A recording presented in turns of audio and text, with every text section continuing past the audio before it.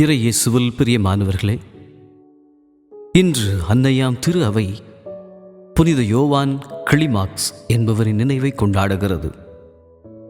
கிபி 6ஆம் நூற்றாண்டின் இடைப்பட்ட காலத்தில் சிரியாவில் வாழ்ந்தவரே யோவான் கிளிமாக்ஸ். சிறு வயதிலே உலக பற்றுதல்களையெல்லாம் விட்டுவிட்டு துறவு வாழ்வதனை அடைய வேண்டும் என்பதே இவரின் எண்ணமாக இருந்தது.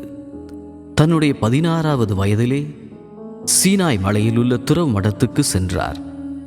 இது தற்போது கேத்ரின் துறவு இல்லம் என அழைக்கப்படுகின்றது. உலக நாட்டங்கள் அனைத்தையும் விட்டுவிட்டு தன்னையே முற்றிலுமாய் இறைவனுக்கு உகந்தவராய் மாற்றுவதே இவரின் எண்ணமாக இருந்தது. துறவு மடத்தில் மாட்ரூஸ் துறவியின் வழிகாட்டுதலில் வாழ்ந்து வந்தார். அவரது மரணத்திற்கு பிறகு காட்டிற்கு சென்று தனிமையில் அமர்ந்திருந்து இறைவனோடு உள்ள உறவில் வளர்ந்தார்.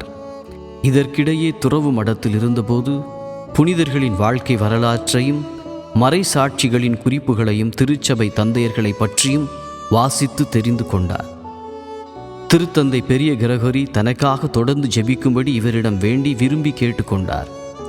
இவரை தேடி இவரை சந்திப்பதற்காக ஏராளமான மக்கள் தொடர்ந்து வந்த வண்ணமாயிருந்தனர்.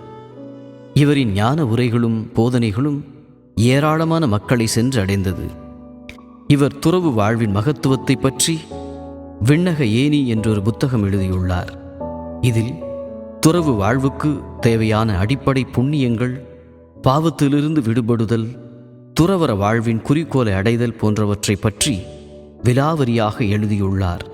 ஜபம், ஒருத்தல், தவத்தில் நிலைத்திருந்தல் போன்ற இவை அனைத்திலும் முக்கியமானது அன்பு என்கின்றார். உலகில் உள்ள ஒவ்வொரு மனிதர்களும் ஏங்கி தேடுவது அன்பே ஆகும். அன்பே அனைத்திற்கும் அடித்தளமும் ஆணிவேருமாய் உள்ளது. அன்பை ரசித்து கொண்டாடுகின்றவன் எப்போதுமே மகிழ்ச்சிக்குரிய வாழ்க்கை வாழ்ந்து காட்டுகின்றான் என பொருள்.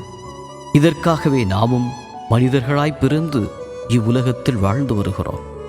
இப்புனிதரை போன்று அன்புடை நெஞ்சம் உடையவர்களாக வாழ அருள் வேண்டுவோம்.